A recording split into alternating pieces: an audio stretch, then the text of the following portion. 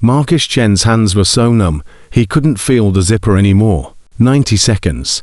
That's all he had before the 3-year-old girl in the locked car stopped breathing.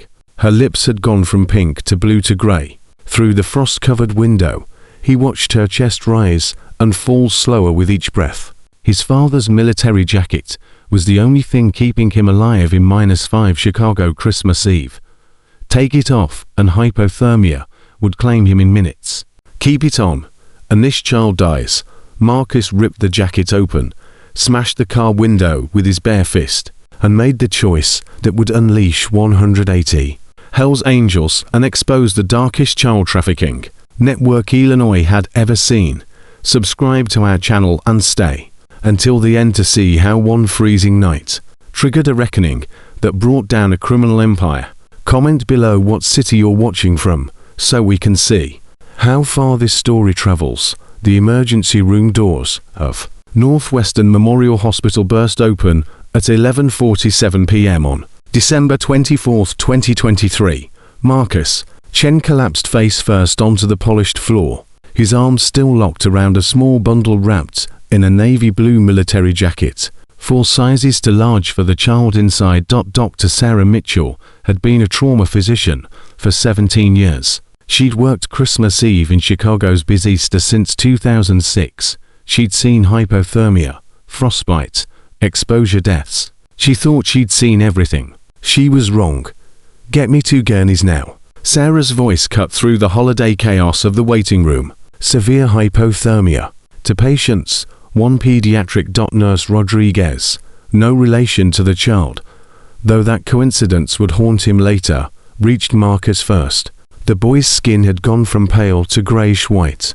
His core temperature would later register at 91.3 F at 90. The heart stops. He'd been maybe 15 minutes from death. Can't let go, Marcus whispered through chattering teeth. His arms were locked so tight around the child that his muscles had gone into involuntary spasm. She's freezing. Help her first, son. We need to help you both. Rodriguez tried to pry Marcus' arms loose. They wouldn't budge. The cold had literally frozen his muscles in protective position around the little girl. Sarah knelt beside them, her trained eyes taking in details that would matter later. The boy wore thin jeans, a torn grey hoodie, boots so oversized they were stuffed with newspaper that had spilled out when he fell. No gloves, no hat. His fingertips showed old frostbite damage, white scarring that meant this wasn't his first time nearly freezing to death. The child in his arms whimpered. A good sign. She was conscious. Warm blankets, heat packs, and get me the thermal scanner, Sarah ordered. She touched the boy's face gently. Marcus, right. That's what your dog tags say. I'm Dr. Mitchell. You did something incredibly brave, but now you need to let us help her. Can you do that? Something in her voice, maybe the fact that she'd called him by name, treated him like a person instead of a problem, broke through the survival fog in Marcus's brain. His arms loosened just enough to nurses lifted Emma Rodriguez free. She was wearing pink fleece pajamas with unicorns and 1 sock. Her other foot was bare. Sarah's stomach twisted. This baby had walked out of a house into -5 weather dressed for bed. Not survival. Core temp on the child. Sarah called out. 94.6, Nurse Chen reported. Working quickly. Early stage hypothermia. Fingers and toes showing frostbite. Responsive but confused. And the boy. 91.3, respiratory infection. Severe dehydration. Can't get a vein 4-4. He's too malnourished. Sarah's jaw tightened. She looked at Marcus Chen. Really looked at him. 16 years old according to the birth date on those dog tags. But he looked 12, hollow cheeks. Bones too prominent. Eyes with dark circles so deep they looked like bruises. How long have you been on the streets? Sarah asked quietly while her team worked to warm him. Marcus's eyes found hers. They were dark brown, intelligent, haunted. 31 months. The number hit Sarah like a physical blow. 31 months. Nearly 3 years. This child had survived almost 3 Chicago winters homeless, and he'd just given up his only coat. Where did you find her? Sarah needed to know. Needed to understand. Behind Murphy's restaurant on Randolph, Marcus' voice was getting weaker. The warming process sometimes made people drowsy as their bodies stopped fighting. Locked in a car. Woman in the front seat unconscious. Didn't respond when I knocked. Car was off. No heat. I broke the window. You broke into a car. Had to. No apology in his voice. Just fact. She was dying. Sarah's phone buzzed. She ignored it. How did you know? My dad, before he died, Army Ranger, taught me cold weather survival, signs of hypothermia. How long before someone stops breathing? Stay with me, Marcus. Sarah's hand was on his shoulder now, grounding him. Your dad would be very proud of you. You saved this little girl's life. Marcus's eyes opened again, focused. Is she okay? Really okay? Sarah looked over at the pediatric bay, where Nurse Rodriguez was wrapping Emma in heated blankets, her color already improving. She's going to be fine, because of you. Good. Marcus' eyes closed again. This time they stayed closed. Sarah's phone buzzed again, then again. She checked it. 7 missed calls from the same number. She answered. This is Dr. Mitchell. This is Vincent Rodriguez. Chicago PD called me 15 minutes ago. They said my granddaughter is at Northwestern. They said a boy found her. Is she? She's stable, warming up. She's going to be okay. The sound that came through the phone was somewhere between a sob and a prayer. Thank God. Thank God. I'm 10 minutes away. Mr. Rodriguez, the boy who found her. He's in critical condition. Hypothermia. He gave her his only jacket and carried her 8 blocks in this weather. Without it, he would have had maybe 30 minutes. He chose her life over his. Silence on the other end. Then, what's his name? Marcus Chen, 16 years old. He's been homeless for 31 months. More silence. When Vincent Rodriguez spoke again, his voice had changed, gone cold in a way that had nothing to do with temperature and everything to do with fury that had found purpose. That boy saved my granddaughter's life. Yes. Then he's under my protection now. Nobody touches him. Nobody moves him. I'll be there in 8 minutes. The line went dead. Sarah looked at the dog tags resting on Marcus's chest. Sergeant First Class David Chen. Blood type O positive. KIA. Afghanistan. March 2021. This boy had lost his father to war. Lost his mother to drugs according to the medical history he'd gasped out between treatments. And lost 31 months of his childhood to a system that should have protected him. Dr. Mitchell. Nurse Rodriguez's voice was urgent. The child is asking for something. She keeps saying Coke boy. I think she means him. Sarah walked over. Emma Rodriguez was wrapped in thermal blankets, her color better, her eyes clearer. She looked at Sarah with the serious expression only small children can manage. Where's Coke boy? Emma's voice was small but determined. He's right over there, sweetheart. We're helping him get warm just like we helped you. He's cold. He gave me his coat. He needs it back. Sarah's throat tightened.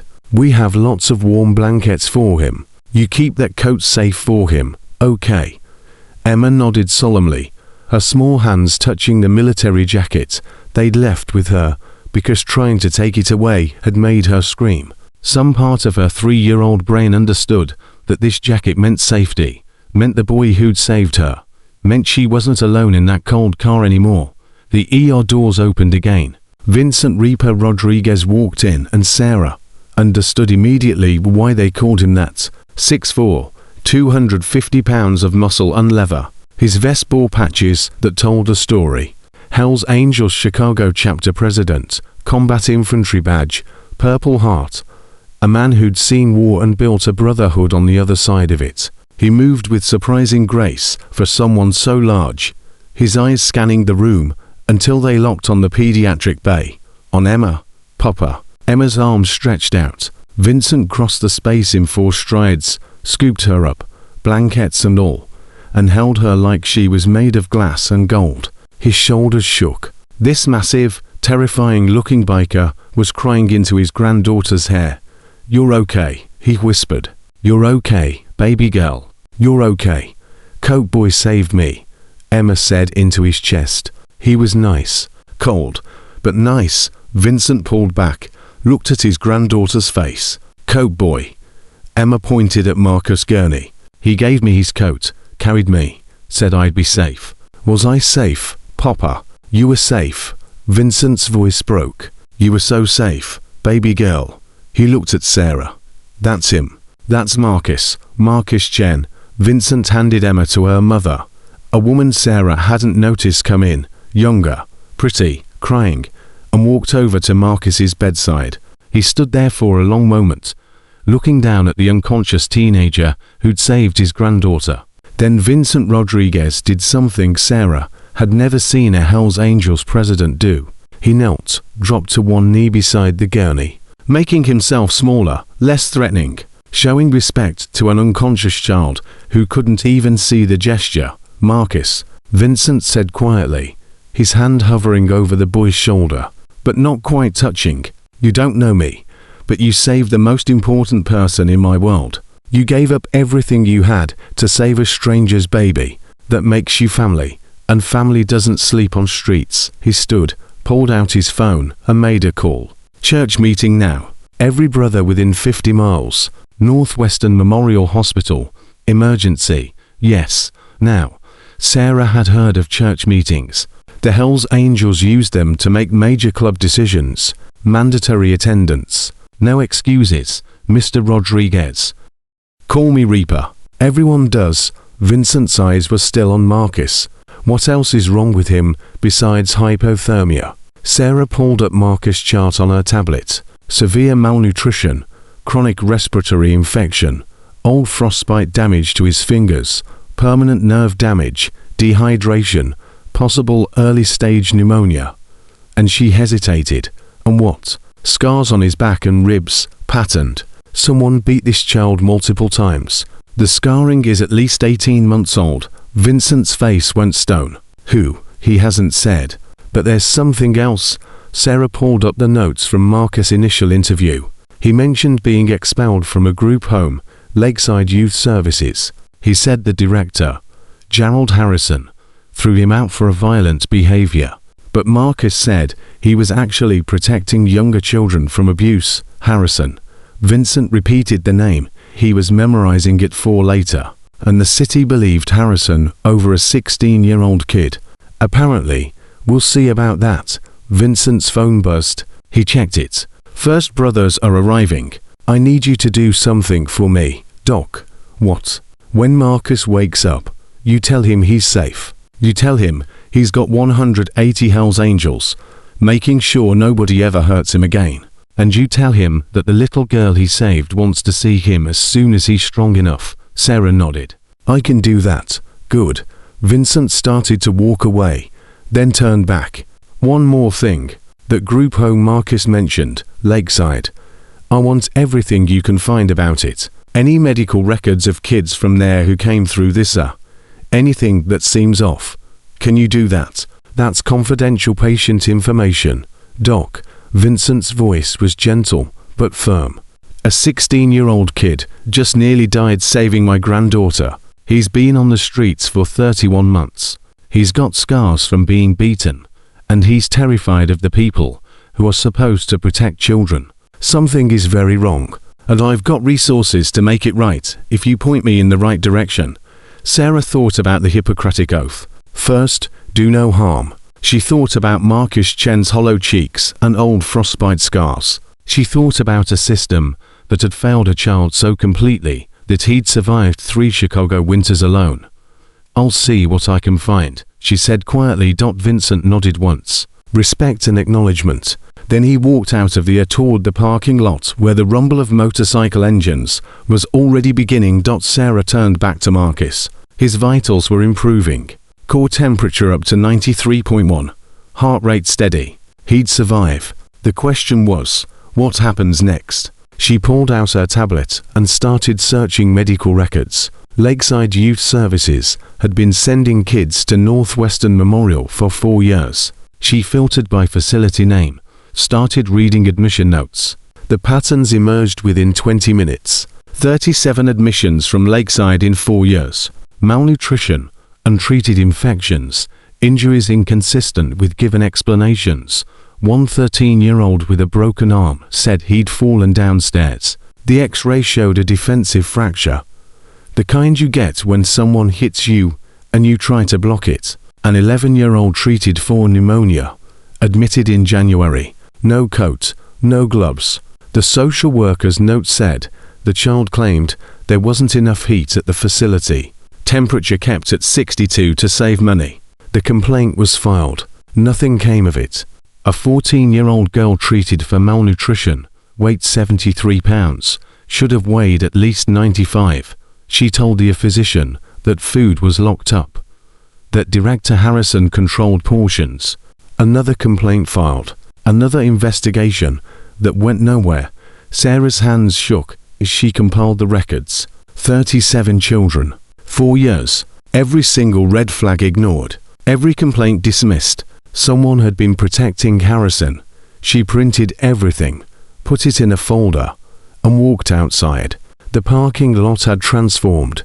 23 motorcycles, more arriving every minute. Men in leather vests bearing the same patches, gathering in disciplined formation. No chaos, no noise, just silent, purposeful assembly. Vincent stood at the center, talking on his phone. When he saw Sarah, he ended the call. Found something? He asked. Sarah handed him the folder. 37 children from Lakeside admitted to this are in 4 years. Every single one showed signs of neglect or abuse. Every complaint was filed with Child Protective Services. Every investigation closed as unfounded. Vincent's jaw worked as he flipped through the pages. Same CPS worker. Sarah pointed to a name that appeared on 17 of the 23 investigations. Monica Hendricks, senior supervisor. She closed every case involving Lakeside as unfounded. No merit. No cause for concern. How much you want to bet Harrison's paying her? I can't prove that. I can. Vincent looked at the assembled bikers. More kept arriving. The count was up to 47 motorcycles. My brother, lawman, used to be a federal prosecutor. Professor was an FBI analyst. Doc Williams is a trauma surgeon. Torch does computer forensics. We've got resources, legal ones. We're going to tear Harrison's operation apart, brick by brick. And we're going to do it by the book. So airtight that even the best lawyer in Chicago can't protect him. Sarah believed him. There was something terrifying and reassuring about the cold precision in Vincent's voice. This wasn't revenge. This was justice with overwhelming force behind it. The boy, Vincent said, his voice softening. Marcus, when he wakes up, he's going to be scared. He's going to think he's in trouble for breaking that car window, for being homeless, for existing. You make sure he knows he's not. You make sure he knows he did exactly the right thing. You make sure he knows he's got people now. He's going to need placement. CPS will get involved. Over my dead body does that kid go into the system that failed him. Vincent's voice went hard again. My daughter Isabella is a social worker. We've got the space. We fostered before. Marcus stays with us until we figure out permanent placement. And if he wants it, we'll make it permanent. Adoption, full legal. Whatever it takes. You just met him. He's unconscious. You don't even know. I know he gave his only coat to save a stranger's child in -5 weather. I know he survived 31 months on the streets and still had enough humanity left to choose someone else's life over his own survival. That's all I need to know. The rest we'll figure out. Sarah looked at this massive biker, surrounded by his brothers, planning a military-style operation to save children. Everything she'd thought she knew about Hell's Angels rearranged itself in that moment. There's something else, she said. Marcus had a USB drive hidden in his boot. He gave it to me before he lost consciousness. Asked me to keep it safe. Said it was evidence. Vincent's eyes sharpened. Evidence of what? He didn't say. Just that if anything happened to him, I should give it to the police. He was terrified someone would take it. You have it. Sarah pulled the small USB drive from her pocket. I haven't looked. HIPAA laws. Give it to me. I'll get it to the right people. Legal chain of custody. Everything documented. Sarah hesitated only a second, then handed it over. He trusted me with this. I'm trusting you. You won't regret it. Vincent pocketed the USB drive. His phone rang. He answered, listened, his expression changing from grim to shocked. Say that again slowly. He listened more, his free hand clenching into a fist. Are you absolutely sure? Triple checked. Another pause. Send me everything. He ended the call, looked at Sarah. That USB drive Marcus gave you. It's got 47 audio recordings. Harrison and his business partners discussing their operation, billing the state for kids who aren't there. 89 ghost residents over 4 years. $6.3 million. They're also talking about collecting life insurance on former residents who died after being discharged. 14 deaths. 14 kids who left Lakeside and ended up dead within months. Harrison collected on their policies. Sarah felt sick. That's murder, maybe not legally, but morally. He's discharging vulnerable kids into situations where they can't survive, collecting their insurance when they die, and calling it good business. The motorcycles had stopped arriving. Sarah counted 180 bikes, 180 men in leather vests standing in formation, waiting for orders from their president. Vincent walked to the center of the group. His voice carried without shouting. Brothers, 3 hours ago, a 16-year-old homeless kid saved my granddaughter's life, gave her his only coat, carried her 8 blocks in lethal cold, nearly died doing it. That kid's name is Marcus Chen. He's inside this hospital fighting pneumonia and hypothermia because he chose a stranger's life over his own. The assembled bikers listened in absolute silence. Marcus was homeless because a man named Gerald Harrison expelled him from Lakeside Youth Services. Harrison claimed Marcus was violent. The truth is Marcus was protecting younger kids from abuse. Harrison threw him out in the middle of winter 31 months ago. Marcus has been surviving on the streets since then. Vincent pulled out his phone, held up the USB drive. This contains evidence of Harrison's operation. He's been billing the state for 89 kids who don't exist. $6.3 million in fraud over 4 years. He's also been collecting life insurance on 14 former residents who died after being discharged. 14 children dead. Harrison profited from every death. The silence in the parking lot felt alive. Dangerous. We're going to bring him down, Vincent said. Legal, by the book. No violence, no threats, just evidence, documentation, witnesses. We're going to build a case so perfect that Harrison spends the rest of his life in federal prison. We're going to expose every person who helped him, every CPS worker who took bribes, every inspector who falsified reports, every person who looked the other way while children suffered. He paused, looked at each face in the assembled brotherhood. We ride at dawn. Lakeside Youth Services, full operation. Professor, you coordinate evidence collection. Doc Williams, medical examinations of all current residents. Lawman, witness interviews. Torch, digital forensics. Everyone else, you're on documentation and security. We do this right. We do this legal. And we make damn sure no child ever suffers under Harrison again. 180 voices answered in unison.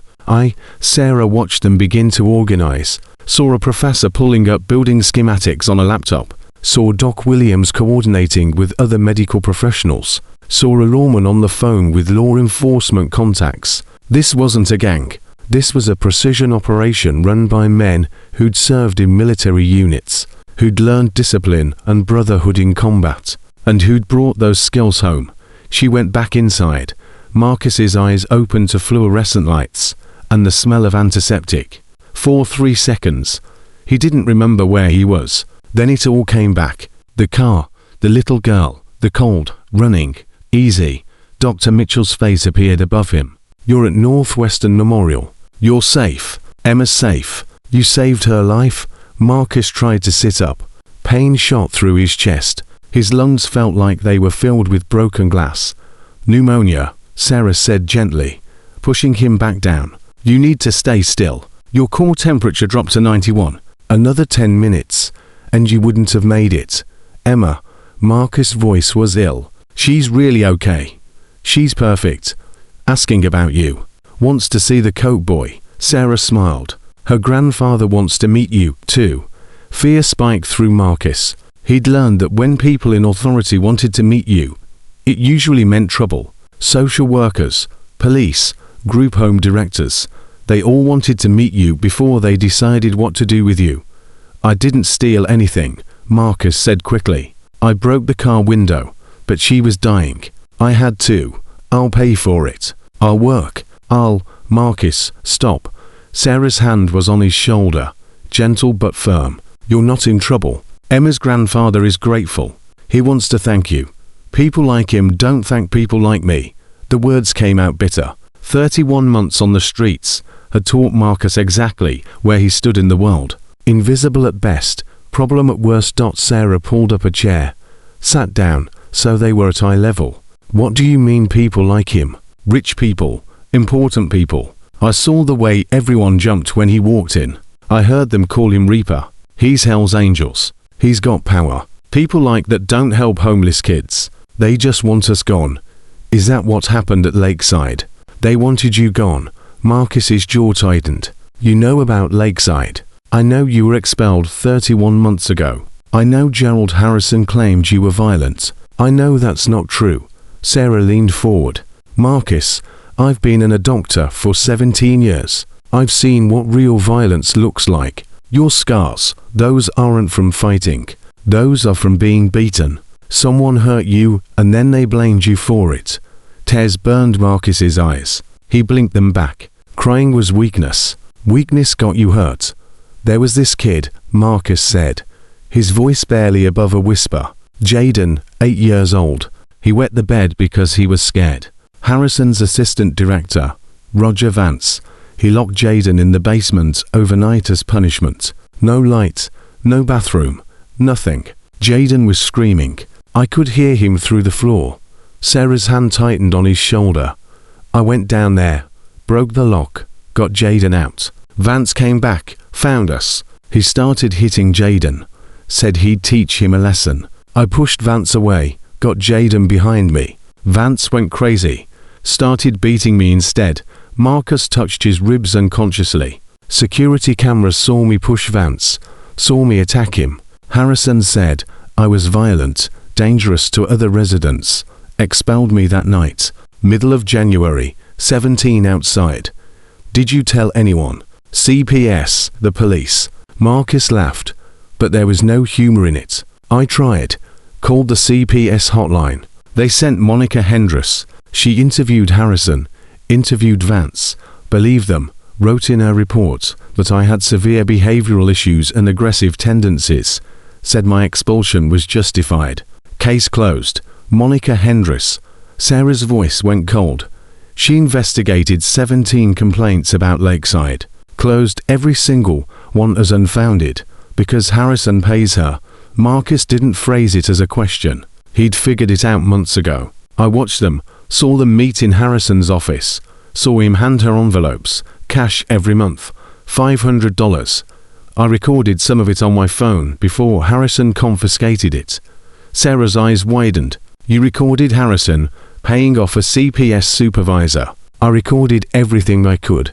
Conversations, meetings, Harrison bragging to his business partners about ghost residents, billing the state for kids who weren't there anymore, making millions.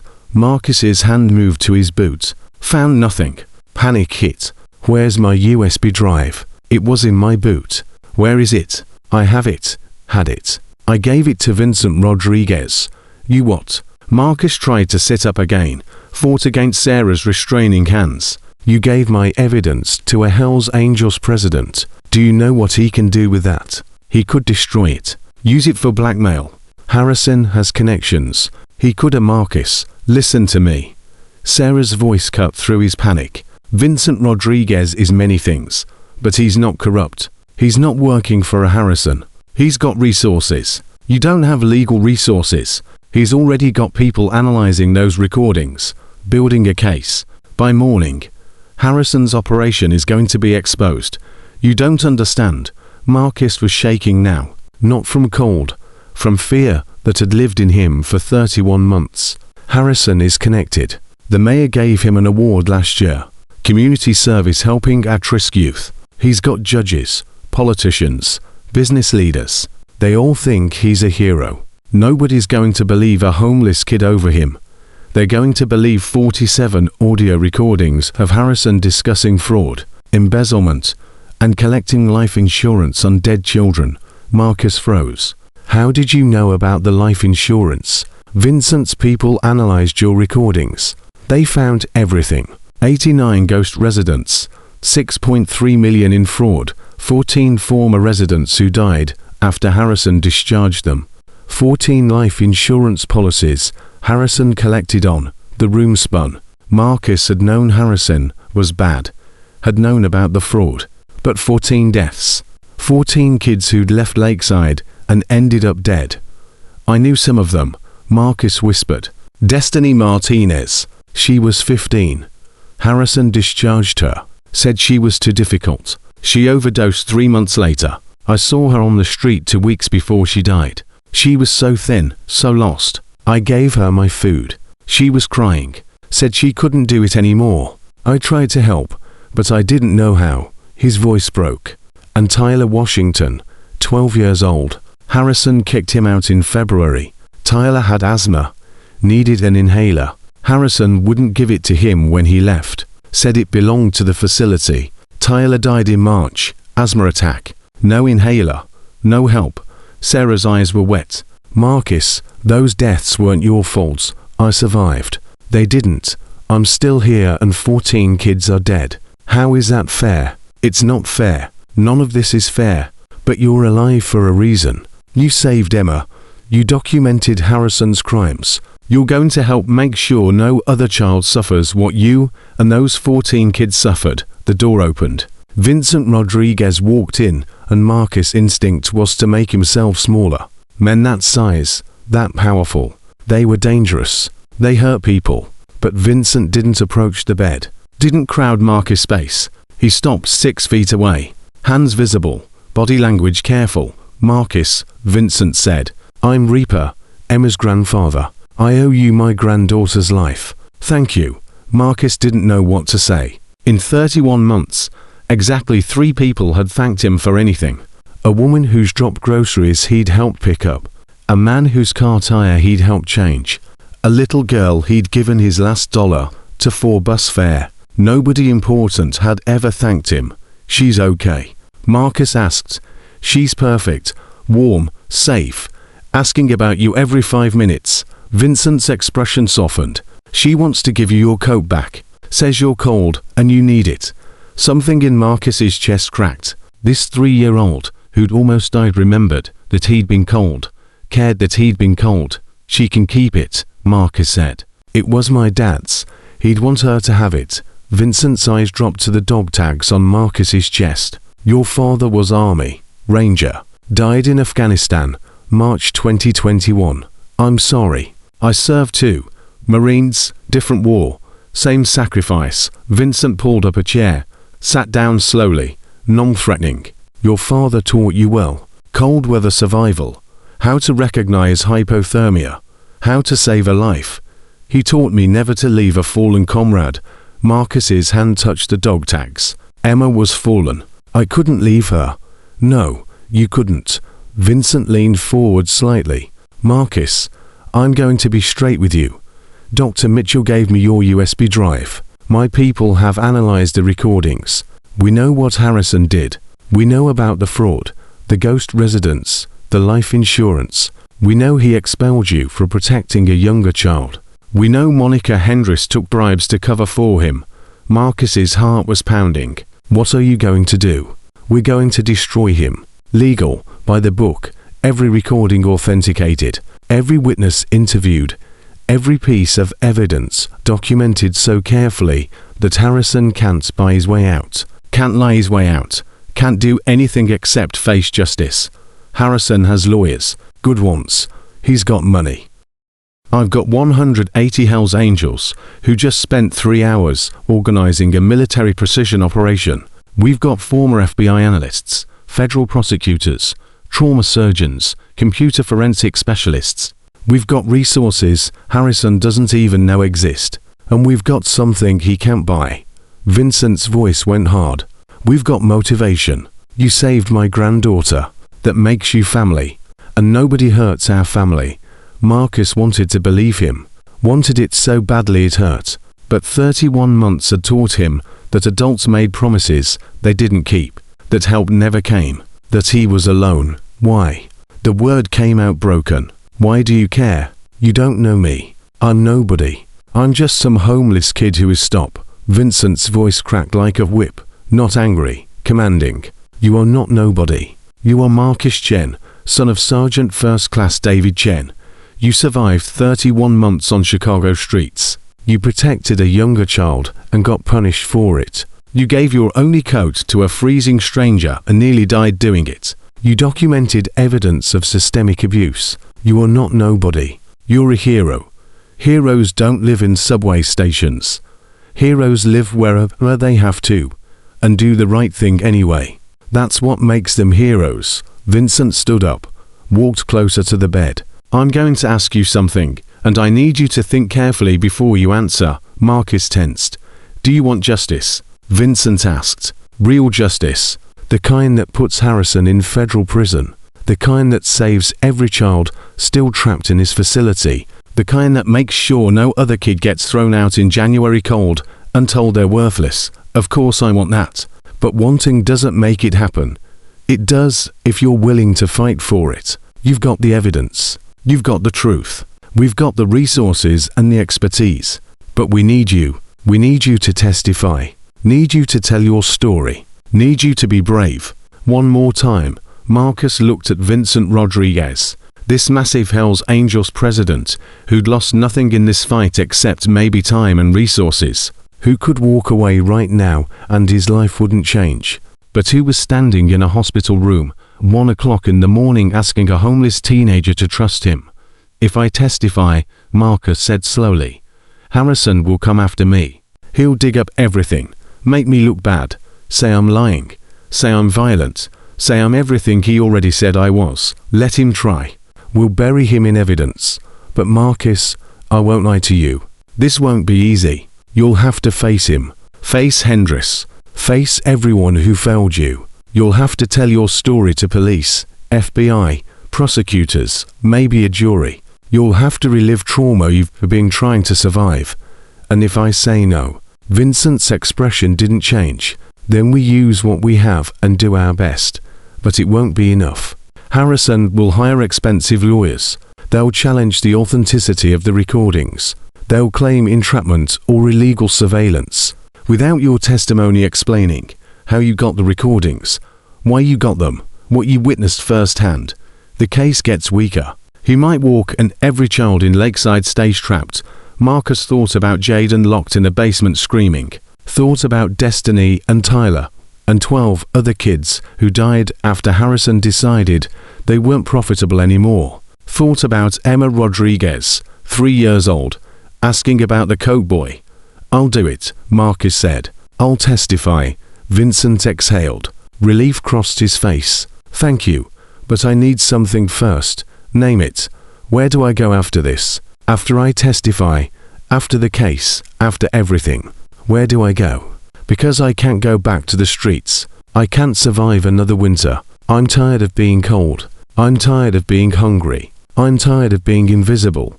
Vincent pulled out his phone, made a call. Isabella, I need you at Northwestern now. Bring the paperwork. He listened. Emergency foster placement. Teenager. Yes, I know it's 1 a.m. This can't wait. He ended the call, looked at Marcus. My daughter Isabella is a licensed social worker. She and her husband, Michael, have fostered 7 children in the last 4 years. 3 of them are permanent now. Adopted. Full legal. They've got space. They've got resources. And they've got hearts big enough to make room for 1 more.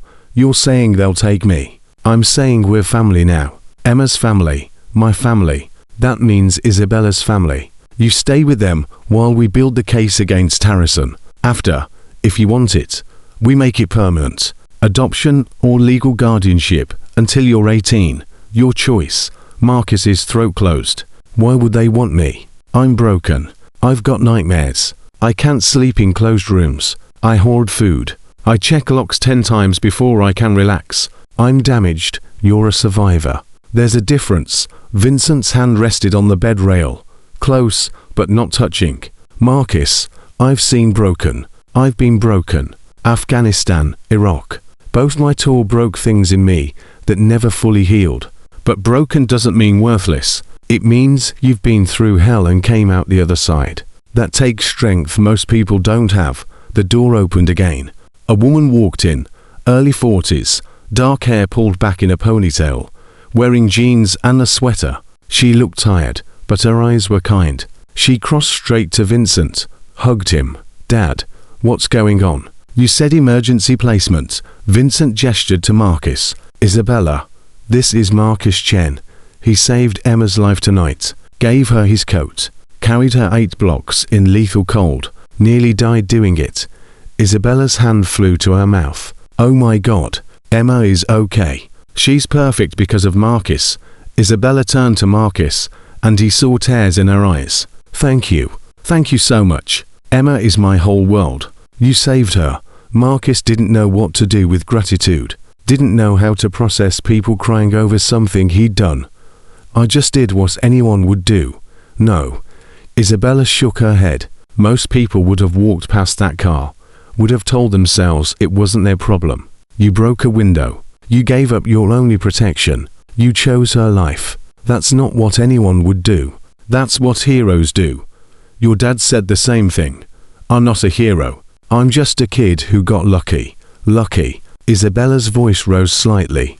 Marcus, you've been homeless for 31 months. You've survived 3 Chicago winters. You've got permanent frostbite damage, malnutrition, pneumonia, and scars from being beaten. Nothing about your life has been lucky.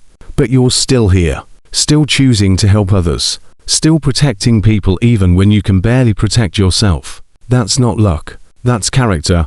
Marcus felt the tears coming and couldn't stop them this time. I'm so tired, he whispered. I'm so tired of fighting, of surviving, of being alone. Isabella sat on the edge of the bed, took his hand, then stopped being alone. Come stay with us. Michael and I have a 4-bedroom house in Lincoln Park. 2 of the bedrooms are occupied by our boys, Jake and Sam. Jake's 14, Sam's 11. Both former foster kids, both adopted now. 3rd bedroom is our daughter Maya's. She's 6, also adopted. 4th bedroom is yours if you want it. You don't even know me. I know enough. You saved my niece. You protected younger children at Lakeside and got punished for it. You survived hell and kept your humanity. That's all I need to know. Isabella squeezed his hand. Marcus, I'm not going to lie and say everything will be perfect. You'll have nightmares. So does Jake. He was in 3 foster homes before us. 2 were abusive. He still checks doors and windows at night. Still hides food in his closet, even though we've told him 100 times he doesn't have to. She smiled gently. Sam has panic attacks. Loud noises trigger him. His biological father used to beat his mother. Sam tried to protect her. Got hurt doing it. He's been with us 2 years, and he's still healing. Maya came to us at 4 years old, non-verbal from trauma. Took 6 months before she'd speak, another 8 before she'd let us hug her without flinching. Marcus listened, something shifting in his chest. Broken is our normal. Isabella continued. Healing is messy. It's not linear. Some days are good. Some days are awful. But you don't do it alone. You do it with people who understand, who've been there, who won't give up on you when it gets hard. What if I can't do it? What if I'm too broken? Then we help you carry it until you're strong enough to carry it yourself. That's what family does. Vincent's phone buzzed. He checked it, his expression hardening. Lawman just confirmed. Monica Hendris has taken bribes from 3 different facility directors, not just Harrison. She's been doing this for 6 years. Closing legitimate abuse complaints in exchange for cash. Marcus' head snapped up. 3 facilities. How many kids? Vincent's jaw tightened as he read the message. Lawman's still counting, but preliminary numbers show at least 47 abuse complaints closed by Hendris across 3 facilities in 6 years. 47 legitimate reports, all buried. Oh my God. Isabella's voice shook. How many children suffered because she took money to look the other way? We're going to find out. Vincent started typing on his phone. Professor's pulling CPS records now. Every case Hendricks touched, every facility she investigated, every complaint she dismissed. By sunrise, we'll have a complete picture. Marcus's hands were shaking. I tried to tell her. When she came to interview me after Harrison expelled me, I told her about Jaden being locked in the basement, about kids being starved, about Roger Vance beating children. She looked me right in the eye and said, I was making it up to avoid consequences for my violent behavior. She knew, Isabella said quietly. She knew you were telling the truth, and she didn't care because Harrison was paying her. How much? Marcus asked. How much was I worth? How much did Harrison pay her to ignore what he did to me? Vincent checked his phone again. $500 a month, $6,000 a year. Hendricks made $36,000 over 6 years, looking the other way, while children were abused. The number hung in the air. $36,000. The price of Marcus's suffering. The price of 47 other children's suffering. The price of 14 deaths. I want to see her arrested. Marcus's voice was cold now. Anger replacing fear. I want to watch them put handcuffs on her. I want her to know that I didn't forget. That those 47 kids she failed didn't disappear just because she closed our files. You will, Vincent promised. FBI is moving on this at dawn. They'll arrest Harrison first, then Hendricks, then everyone else in the network. You'll get to see justice. Sarah stepped forward. Marcus needs rest. His body's been through trauma. He needs time to heal before. No, Marcus interrupted. I've had 31 months to rest in subway stations and abandoned buildings. I've had 31 months to heal while sleeping on concrete. I'm done resting. I'm done waiting. I want to help. Tell me what I can do. Vincent studied him for a long moment. You can start by telling me everything. Every detail about Lakeside. Every person who worked there. Every child you remember. Every time you witnessed abuse or neglect. Everything. That'll take hours.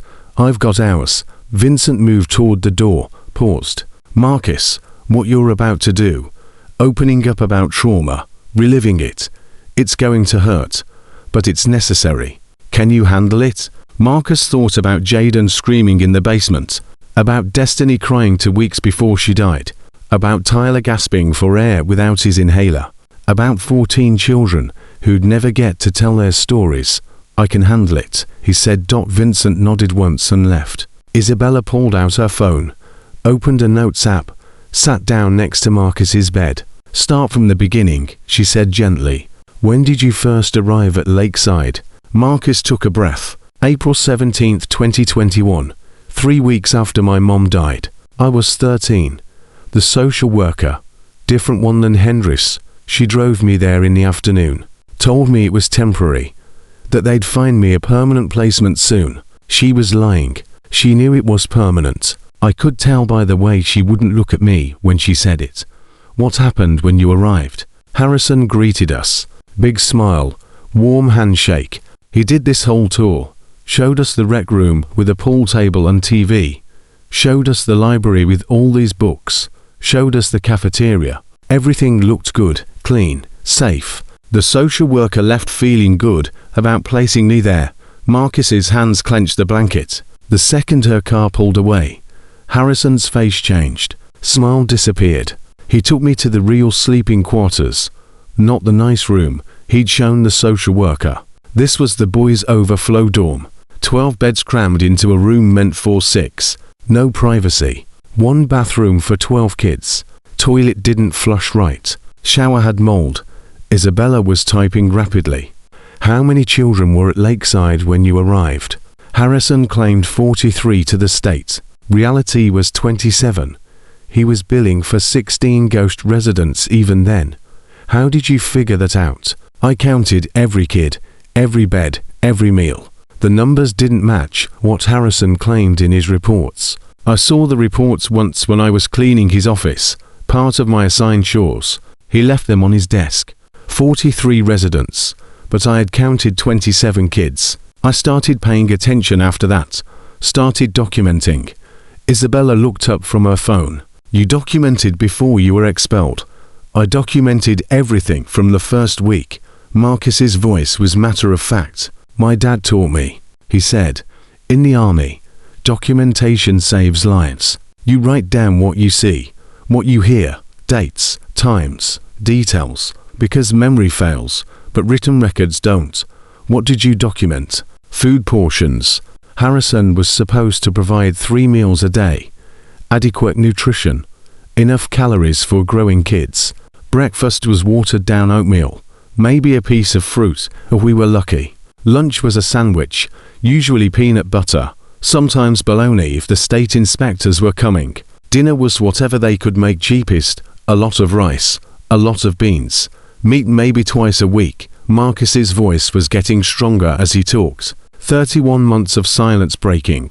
I documented that we were always hungry, that kids were losing weight, that some of the younger ones had symptoms of malnutrition, thin hair, brittle nails, constant fatigue. Did you tell anyone? I tried. Called the CPS hotline. Anonymous tip. Said children at Lakeside weren't getting adequate food. They sent an inspector. Harrison knew they were coming. He always knew. Someone tipped him off. Maybe Hendris. Maybe someone else in the system. Marcus laughed bitterly. Day of the inspection. Harrison brought in catered food. Real food, fresh fruit, good meat.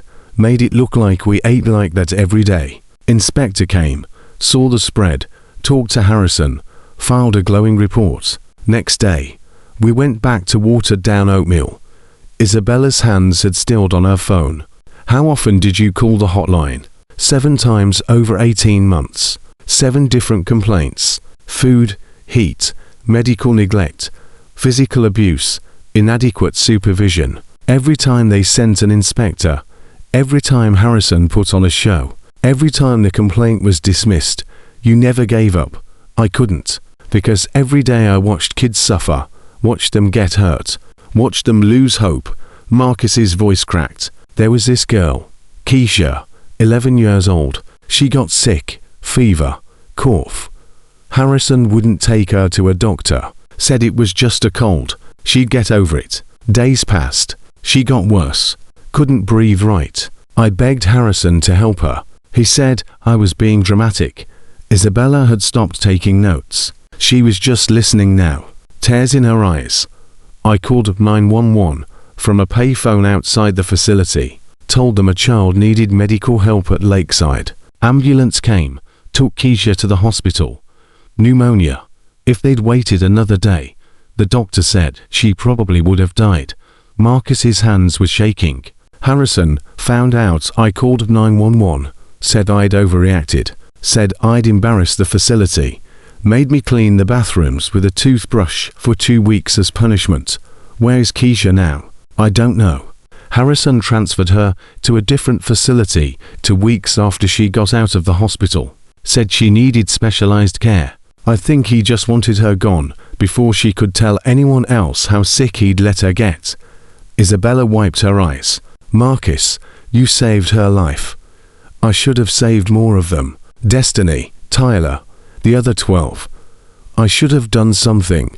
You did everything you could. You called the hotline 7 times. You documented abuse. You protected younger kids even when it meant getting hurt yourself. You did everything right.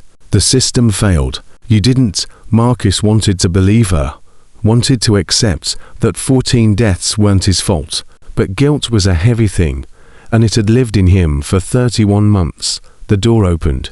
Vincent came back in, his face grim. Professor just finished a preliminary analysis. Hendris closed 63 abuse complaints over 6 years. Not 47, 63. Across 5 different facilities. Not 3, 5. Isabella stood up. 5 facilities. She was protecting 5 abusive operations. Looks like it. She took money from all of them. Total of $94,000 over 6 years. Marcus did the math in his head. That's about $1,500 a month. She was making more from bribes than from her actual salary. IRS is going to love that, Vincent said darkly. Tax evasion on top of everything else. She's going to federal prison for a long time. Good. Marcus's voice was hard. She deserves it. Vincent's phone rang. He answered, listened, his expression changing from grim to shocked. Say that again slowly. He listened more, his free hand clenching into a fist. Are you absolutely sure? Triple checked. Another pause. Send me everything. He ended the call, looked at Marcus. Torch just cracked Harrison's private server. The one he thought was encrypted and secure. Marcus, it's worse than we thought. Harrison wasn't just billing for ghost residents. He was selling children. The room went silent. Marcus couldn't process what he just heard. What do you mean selling children? Human trafficking. Isabella's voice was barely a whisper. Not all of the discharged kids ended up dead or on the streets. Some of them disappeared completely. No records, no trail. Torch found emails between Harrison and 3 different buyers. Did I know any of them? The 17 who were sold. Vincent scrolled through his phone. I've got the names. Do you want me to read them? Yes. Jessica Martin, age 14. Discharged March 2020. I knew her. Marcus's voice broke. She was nice, quiet. She helped the younger kids with homework. Harrison said she was being transferred to a facility in Wisconsin. Better programs. She was excited. Said she'd write to us. She never made it to Wisconsin. Carlos Rodriguez, age 15. Discharged July 2020. Marcus nodded. He wanted to be a chef. Talked about it constantly. Harrison said he was going to a group home with culinary training. Carlos couldn't wait. He's listed as sold to an agricultural operation in downstate Illinois. Vincent continued reading. Each name was a knife. Each one was a child Marcus had known, had talked to, had tried to protect. By the time Vincent finished, Marcus was sobbing. I should have known, he gasped. I should have realized. They were too happy, too excited about their transfers. It didn't make sense. Harrison never did anything to help us. Why would he suddenly send kids to better placements? Because that's what predators do, Isabella said, pulling Marcus into a hug. They lie. They manipulate. They prey on hope. You couldn't have known. You were a child yourself. You were trying to survive. I could have asked more questions. Could have demanded proof. Could have. Marcus, stop. Vincent's voice cut through his spiral. You did ask questions. You documented everything. You called the hotline 7 times. You recorded Harrison's conversations. You gathered evidence that's going to save dozens of children and bring down a trafficking network. You did more than most adults would have done. You're not responsible for Harrison's crimes. Then why does it feel like I am? Because you're a good person who cares about others. Because you have empathy and conscience and all the things Harrison doesn't have. But feeling responsible doesn't make you responsible. The only person responsible for these crimes is Harrison and the people who helped him. Sarah came back in carrying a tray with medication. Marcus, I need you to take these antibiotics for the pneumonia, pain medication for your ribs, something to help you sleep. I don't want to sleep. We need to keep working. You need to rest, Sarah said firmly. Your body has been through severe trauma. You're running on adrenaline right now. When it crashes, you're going to crash hard. Better to do it medicated and comfortable than fighting it. Marcus wanted to argue, but his body betrayed him. Exhaustion was creeping in at the edges. The warmth of the hospital room, the soft bed, the safety of having people around who actually cared. It was all combining to make him realize just how tired he was. Okay, he said quietly. But you wake me up before the arrests. I want to be awake when Harrison gets taken down. Deal, Vincent said. Arrests are scheduled for 0600, 5 hours from now. I'll make sure you're awake. Marcus took the pills Sarah offered, swallowed them with water. Within minutes, he could feel them working, the pain in his ribs dulling, the tightness in his chest easing, his eyelids getting heavy. Isabella, he said, fighting to stay awake. Your offer, the room, is it still available? Of course it is. Can I really stay even after all this? After you know everything that's wrong with me? Isabella took his hand. Marcus, there's nothing wrong with you. You've been hurt. You've been traumatized. You've survived things that would break most people. But that doesn't make you damaged goods. That makes you a survivor. And yes, the room is yours for as long as you need it, permanently if you want it. I want it, Marcus whispered. I'm so tired of being alone. Then you're not alone anymore. Marcus's eyes closed. For the first time in 31 months, he fell asleep knowing he was safe, knowing people were protecting him, knowing he had a place to go when he woke up. Vincent waited until Marcus was fully asleep before speaking. Doc, what's his prognosis? Sarah checked Marcus' vitals on the monitor. Physically, he'll recover.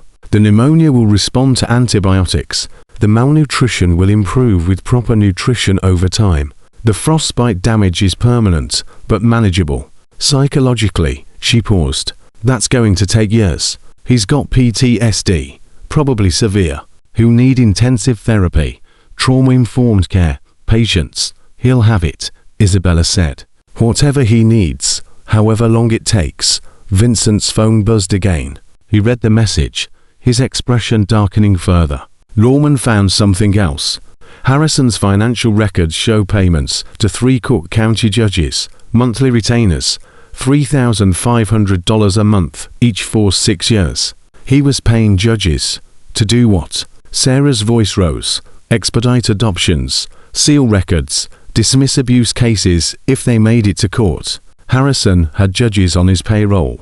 Vincent was typing rapidly. This goes higher than we thought. This isn't just one corrupt facility director. This is a network. CPS supervisors, judges, probably attorneys, probably state officials. Isabella looked sick. How deep does this go? We're going to find out. Professors pulling every connection, every payment, every person Harrison ever did business with. By the time we're done, everyone involved is going down. Vincent looked at Marcus, sleeping peacefully for the first time in years. This kid survived hell, saved my granddaughter, documented evidence of the biggest child welfare corruption case Illinois has seen in decades. He's going to get justice. They all are. Every child Harrison hurt, every child the system failed. They're all going to get justice, Dad, Isabella said quietly. What if this is bigger than we can handle? What if Harrison's connections go high enough that they can shut this down? They can try. Vincent's voice was steel. But they're not dealing with some scared kid making allegations anymore. They're dealing with 180 Hell's Angels who've got resources, connections, and motivation. They're dealing with FBI agents who specialize in corruption and trafficking. They're dealing with media who'll eat this story alive. Harrison's network might be big, but we're bigger, and we're not backing down. He pulled out his phone, started making calls. I need every brother with legal experience at Lakeside in 3 hours. I need every brother with medical training ready to examine residents. I need every brother with investigative experience ready to interview witnesses. And I need Professor to coordinate with FBI. This operation needs to be flawless, to floors down. Emma Rodriguez was still awake. Her mother had tried to get her to sleep, but Emma kept asking questions. Where's Coke Boy? He's resting, baby. The doctors are helping him get better. Is he warm now? Yes, sweetheart. He's very warm.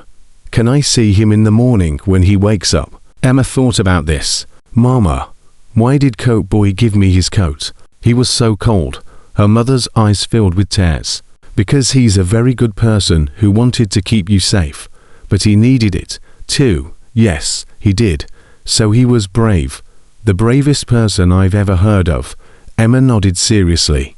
When I grow up, I want to be brave like Coke Boy. Her mother pulled her close. I think Coke Boy would like that very much. In the hospital parking lot, 180 motorcycles sat in perfect formation. Their riders were inside, spread throughout the hospital, planning an operation that would change everything. Some were in conference rooms coordinating with the FBI. Some were reviewing legal documents. Some were analyzing financial records. Some were preparing medical examination protocols. They worked through the night, methodical, precise, angry, but controlled. These were men who'd served in combat, who'd learned discipline under fire, who'd come home and built brotherhood on principles of loyalty and protection. They'd dropped everything to help a child they'd never met because their president asked, because a teenage boy had saved his granddaughter, because children needed protecting and nobody else was doing it. By 3 a.m. they had a plan. By 4 a.m. they had 3 FBI units committed to the operation.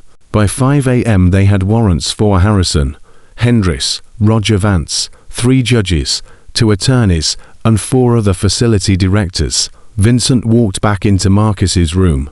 The boy was still sleeping. Vincent touched his shoulder gently. "Marcus, time to wake up." Marcus's eyes opened. For a split second, there was panic. Then he remembered where he was. Who was with him? What was happening? "Is it time?" "It's time." Marcus sat up, ignoring the protest from his ribs. "I want to see it. You can watch from here. FBI is setting up a live feed." Sarah came in with a laptop, set it up on the bedside table, logged into a secure feed. The screen showed multiple camera angles: Lakeside Youth Services, Harrison's house, Hendricks's apartment, courthouses, law offices. At exactly 6 a.m. the raids began simultaneously.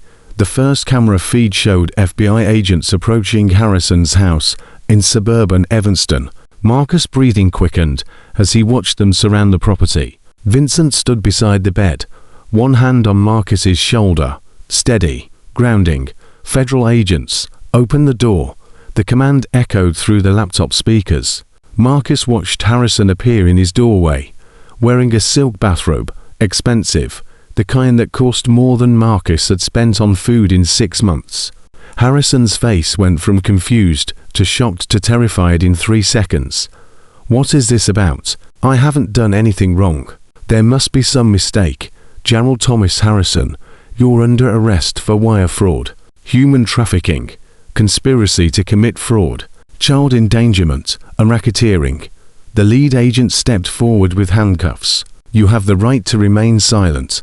Harrison's face went white. "Human trafficking? That's insane. I run a youth facility. I help children. This is a misunderstanding. Tell it to the federal prosecutor. We've got 47 audio recordings of you discussing your operation. We've got financial records showing ghost residents. We've got evidence of 17 children sold. We've got everything, Mr. Harrison. Everything." Marcus watched Harrison's legs nearly give out, watched realization cross his face that his carefully constructed empire was collapsing, watched them lead him to a waiting car in handcuffs, while neighbors came out to watch. "How does it feel?" Marcus whispered. "Being walked out in front of everyone, being humiliated, being powerless. Justice," Vincent said quietly. The second camera feed switched to Monica Hendricks's apartment building. She was already trying to leave, suitcase in hand, when agents blocked her path in the parking garage. "Going somewhere, Miss Hendricks? I have a family emergency. I need to." "The only emergency you have is federal prison." The agent moved closer. "Monica Hendricks, you're under arrest for accepting bribes, conspiracy to commit fraud, obstruction of justice, and corruption of public office." Hendricks dropped the suitcase. "I want my lawyer. You'll get one right after we search your apartment and seize your financial records." The agent cuffed her. $94,000 in bribes over 6 years. You sold out 63 children for $94,000. I've arrested murderers with more conscience than you. Those children were lying. They were troubled. They made things up. Marcus's hands clenched into fists. Isabella had appeared at some point, standing on his other side. She took his hand. "She still doesn't get it," Marcus said. "She still thinks we were the problem. She have years in prison to figure it out," Vincent said. The third feed showed Lakeside Youth Services. 180 motorcycles surrounded the building. Not threatening, just present, witnessing. FBI agents and CPS workers were already inside evacuating children. Marcus counted them as they came out, wrapped in blankets, confused, scared, some crying. 23 children total. 23 kids Harrison had been billing the state for. The difference between 23 and Harrison's claimed 43 was $16,000 a month in fraud. "Where are they taking them?" Marcus asked, Emergency placements, Isabella said. Pre-screened foster homes, medical examinations, proper care. They'll be okay. Marcus watched a little boy, maybe 7 years old, being carried out by a CPS worker. The boy was crying, asking for his things. The worker was trying to comfort him. That was me, Marcus said quietly. 3 years ago, being taken from my mom's apartment after she died, crying, scared, not understanding why everything was changing. But you survived, Isabella said. And because you survived, because you documented everything, these 23 children are getting help. Real help, not Harrison's version of help. The fourth feed showed Roger Vance being arrested at his apartment. He fought, actually threw a punch at an agent. 3 agents tackled him, cuffed him face down on the floor. Roger Vance, you're under arrest for child abuse, assault of a minor, conspiracy to commit fraud, and assaulting a federal officer. The lead agent hauled Vance to his feet. Blood dripped from Vance's nose, where he'd hit the floor. Add resisting arrest to the list. Marcus felt nothing watching Vance bleed. No satisfaction, no joy, just emptiness, where anger used to be. This was the man who'd beaten him, who'd locked Jaden in the basement, who'd hurt so many children and called it discipline. I did my job. Vance was shouting. Those kids needed discipline. They needed to learn respect. You're about to learn what happens when you abuse children. Federal prison, no parole. You'll be lucky if you survive your first year inside. Child abusers don't do well in general population. Vance's face went pale. Good, let him be scared. Let him feel powerless. Let him understand what he'd made children feel. The fifth feed showed the first of 3 judges being arrested. Judge Martin Fletcher, 63 years old, 20-year veteran of Cook County Family Court. He was at his courthouse chambers when FBI arrived. This is outrageous. I'm a sitting judge. You can't just do we can and we are. You accepted bribes totaling $42,000 over 6 years from Gerald Harrison. You expedited fraudulent adoptions. You sealed records to hide abuse. You dismissed legitimate child welfare cases. You betrayed every oath you took. I want my attorney. You'll need a good one. Public corruption charges carry mandatory minimums. You're looking at 10 years minimum, probably closer to 15 with your aggravating factors. Marcus watched the judge's face crumble. This was a man who'd decided the fate of hundreds of children over 20 years. How many of those decisions were bought? How many children had been placed in danger because Fletcher took money? Vincent's phone buzzed constantly. Updates from brothers on the ground. Professor sending analysis. Lawman coordinating with prosecutors. Torch cataloging evidence. The operation was massive and moving with precision. Marcus, Vincent said. Reading a message. Professor found something. 3 of the 17 trafficked children. They've been located alive. Marcus's head snapped up. Who? Which ones? Jessica Martin, Carlos Rodriguez, and Mei Chen. FBI teams are moving to recover them right now. Illinois, Wisconsin, Indiana. Simultaneous raids. They're alive? Marcus couldn't process it. They've been gone 4 years. I thought they're alive, enslaved, abused, but alive. And they're about to be freed. Marcus started crying. Couldn't stop. 3 of them. 3 kids he'd known. 3 kids he'd thought were lost forever. About to be rescued. The laptop showed a new feed. FBI tactical team approaching a farm in rural Illinois. The location where Carlos Rodriguez had been sold. Marcus remembered Carlos talking about becoming a chef. Remembered his excitement when Harrison said he was being transferred to a facility with culinary training. Federal agents. Come out with your hands up. The farmhouse door opened. A man in his 50s emerged, hands raised. Behind him, agents were already entering the property, searching. 2 minutes later, they brought out Carlos. Marcus barely recognized him. Carlos had been stocky, muscular at 15. The boy on screen was skeletal, bruised. His eyes were hollow, empty. 3 years of forced labor had taken everything from him.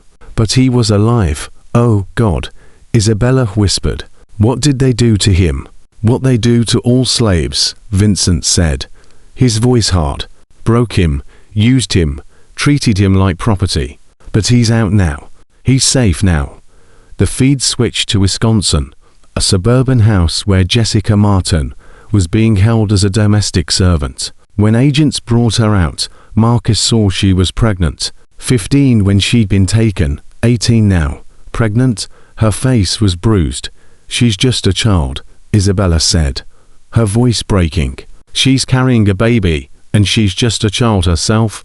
Marcus couldn't speak, couldn't process what he was seeing. Jessica had been kind, had helped younger kids with homework, had trusted Harrison when he said he was sending her somewhere better.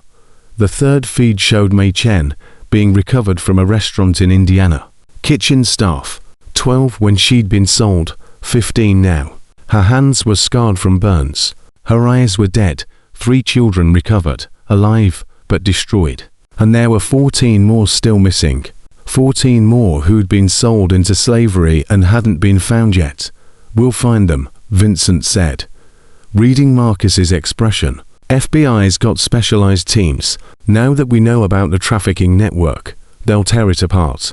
They'll find every child Harrison sold, however long it takes. And if they're dead, Marcus' voice was hollow. What if we're too late for the others? Then we make sure Harrison pays for murder. And we make sure his buyers pay, too. And we make sure this never happens to another child. The hospital room door opened. Special Agent Marcus Stone walked in. The same FBI agent who'd arrested Harrison. He looked at Marcus, nodded respectfully. Mr. Chen, I wanted to meet you in person. Thank you for your courage. The evidence you gathered is the most comprehensive documentation of institutional abuse and trafficking I've seen in 23 years with the Bureau. Marcus didn't know what to say. An FBI agent was thanking him, calling him Mr. Chen, treating him like a person who mattered. I just recorded what I saw. You did more than that. You survived 31 months on the streets and kept detailed records. You protected younger children at personal cost. You risked your safety to expose corruption. Stone pulled up a chair. I need to prepare you for what comes next. This case is going to be massive. National media, congressional hearings, state investigations. You're going to be at the center of it. I don't want to be famous. I just want Harrison to pay. He will. But the case needs you. Your testimony, your recordings, your first-hand accounts. Without you, Harrison's lawyers will claim the recordings are fabricated, that the financial records are mistakes, that the missing children ran away. Your testimony makes it real, makes it undeniable. Marcus looked at Vincent, at Isabella, at Sarah. They were all watching him, waiting for him to decide. Will I have to face Harrison in court? Yes, you'll have to testify. He'll be there. His lawyers will cross-examine you. They'll try to discredit you, call you a liar, question your memory, suggest you fabricated evidence for attention or revenge. Let them try. Marcus's voice was steady now. I've got 47 recordings. I've got financial records. I've got medical records from this hospital showing 37 children from Lakeside admitted with signs of abuse. I've got witness statements from neighbors, former staff, other kids. Let Harrison's lawyers try to discredit all of that. Stone smiled. That's the spirit. But I need you to understand. This trial could take years. Harrison's lawyers will delay, file motions, appeal, drag it out. You'll be in legal limbo, testifying, retestifying, depositions, interviews. It's going to consume your life. My life has been consumed by surviving Harrison's abuse for 3 years. I think I can handle consuming it with ending him. Stone nodded. Fair enough. I'll need you to come to FBI headquarters next week. Formal interview. We'll go through everything, every detail, every recording, every witness. Build the timeline. Make it airtight. I'll be there. Stone stood, shook Marcus's hand. You're a remarkable young man, Mr. Chen. Your father would be proud. After Stone left, Marcus looked at the laptop screen. The feeds were still showing arrests, more people being taken into custody.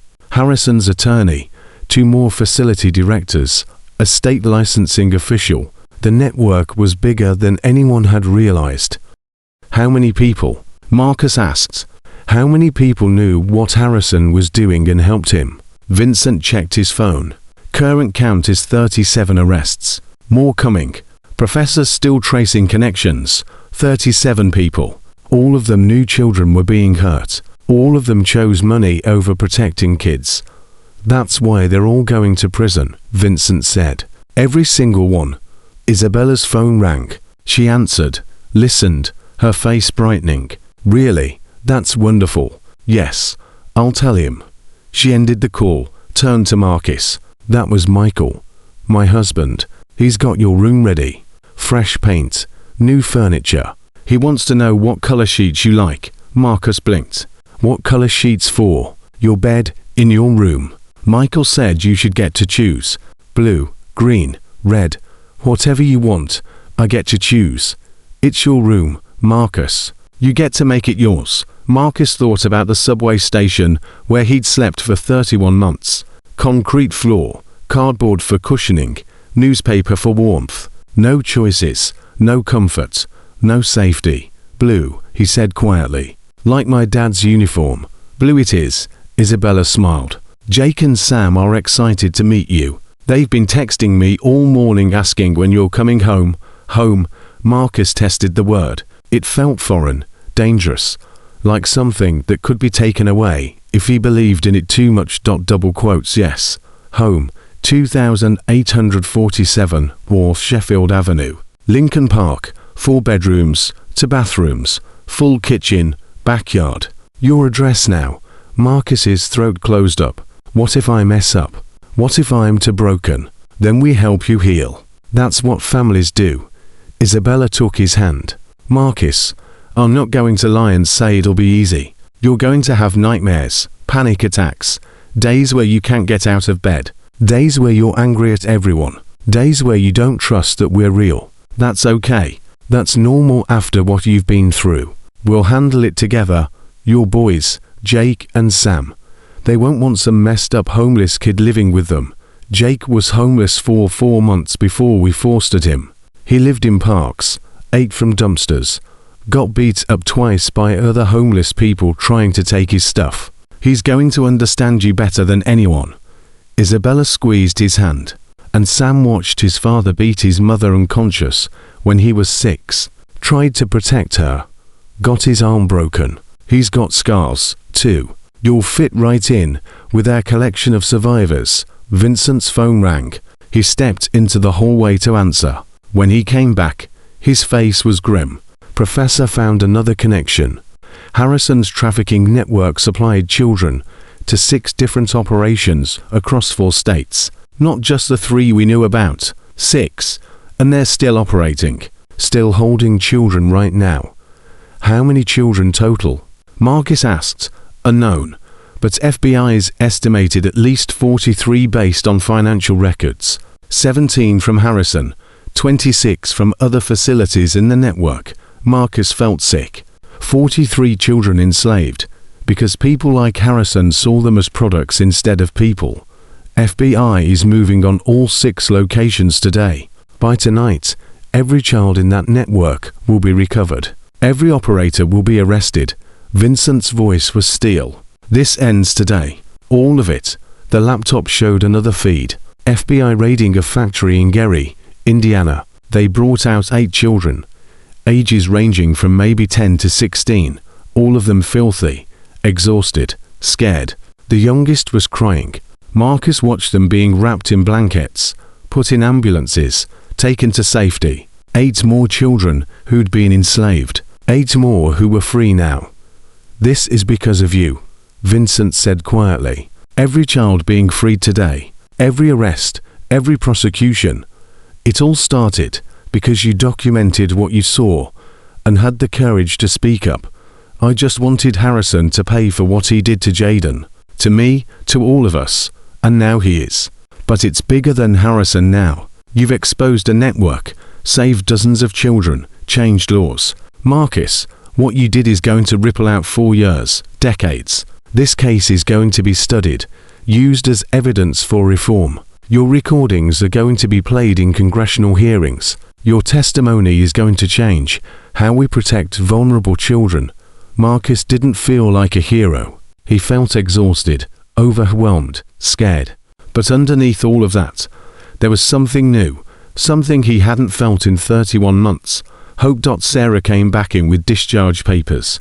Marcus, medically you're stable enough to leave, but you need to continue antibiotics for 2 weeks, physical therapy for your frostbite damage, and I'm recommending trauma therapy starting immediately. I'll make sure he gets everything he needs, Isabella said.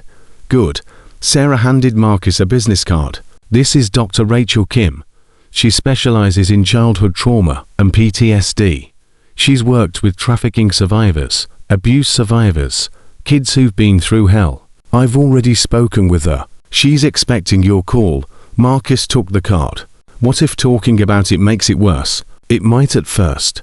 Trauma therapy is hard. You're going to relive things you'd rather forget. But Dr. Kim will teach you tools to process it, to carry it without it crushing you. Right now, you're surviving your trauma. Therapy will help you actually heal from it. Okay. Marcus pocketed the card. I'll call her. Vincent checked his phone again. All raids are complete. 43 children recovered total. 52 arrests made.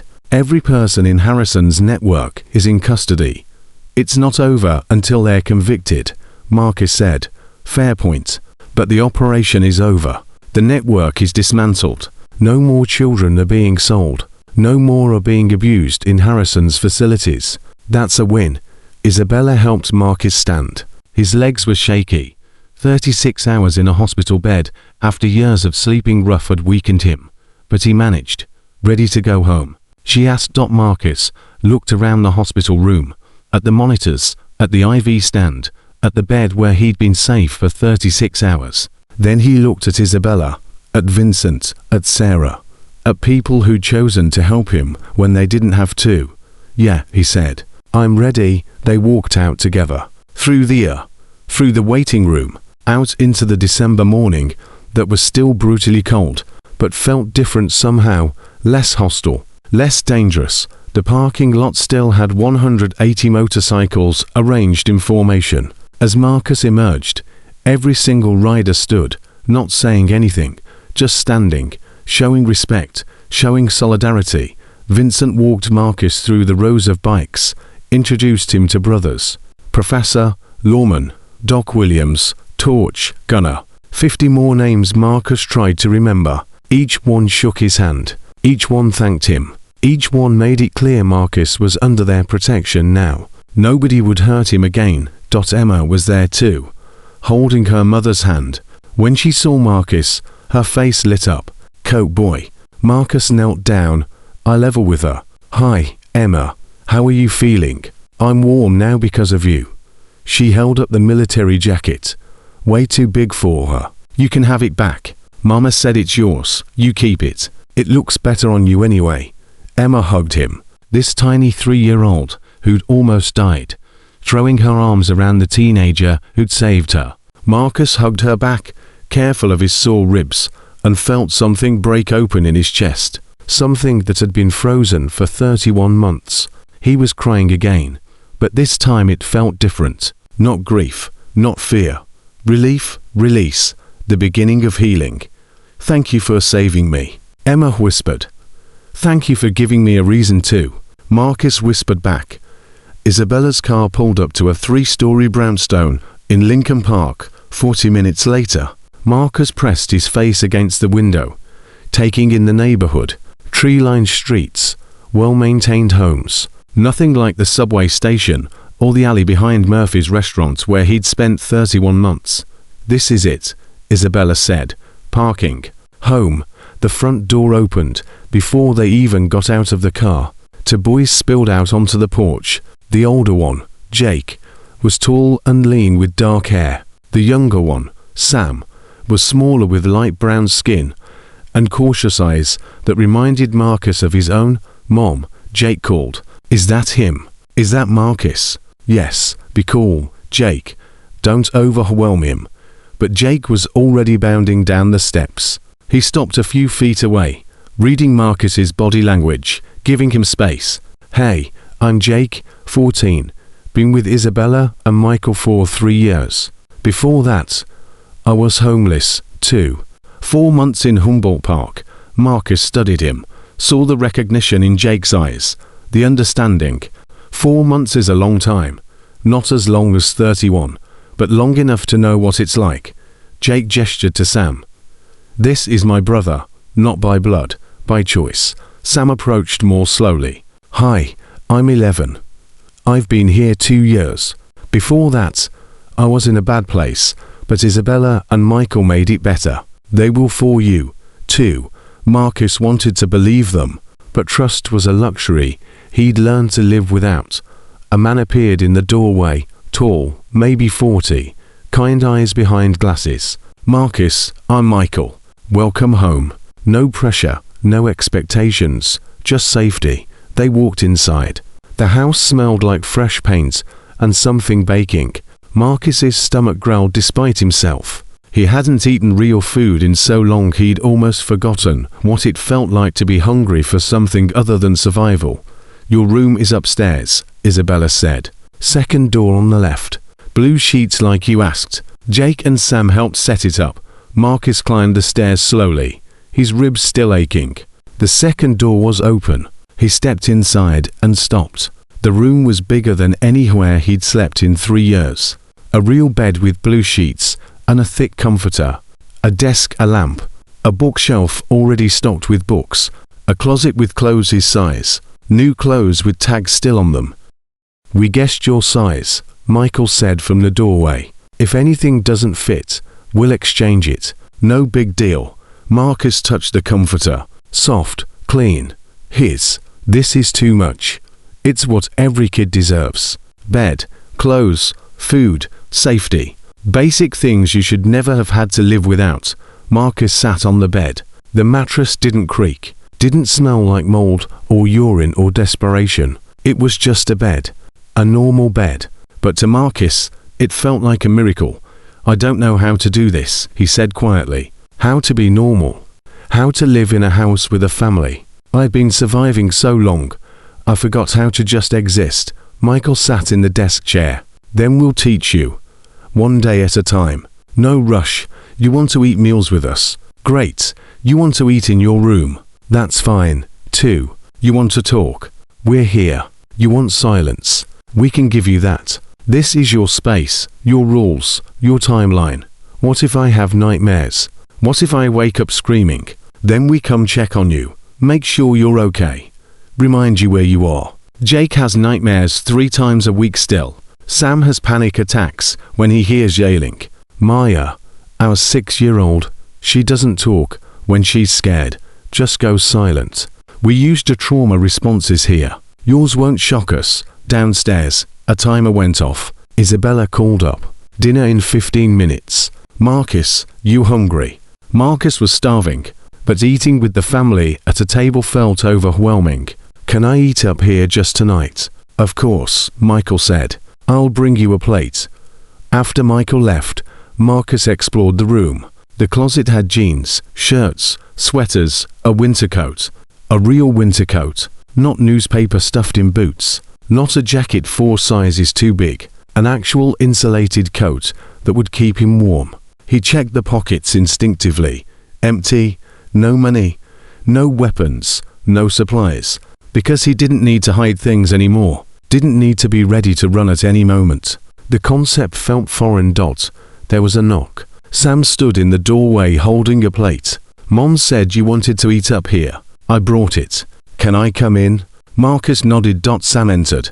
Set the plate on the desk. Lasagna, garlic bread, salad, real food, hot food. More food on one plate than Marcus sometimes saw in a week on the streets. It's a lot, I know, Sam said. When I first got here, I couldn't eat that much either. My stomach had shrunk. Isabella said it's normal. You'll adjust. Marcus sat at the desk, picked up a fork. The lasagna was still steaming. He took a bite. The flavors exploded. Cheese, meat, tomato sauce. His eyes watered. You okay? Sam asked. Yeah, just been a while since I had real food. Sam nodded. I get it. When I first came here, I cried eating spaghetti. Michael thought I hated it, but I was just overwhelmed that someone made me dinner. That I got to eat until I was full.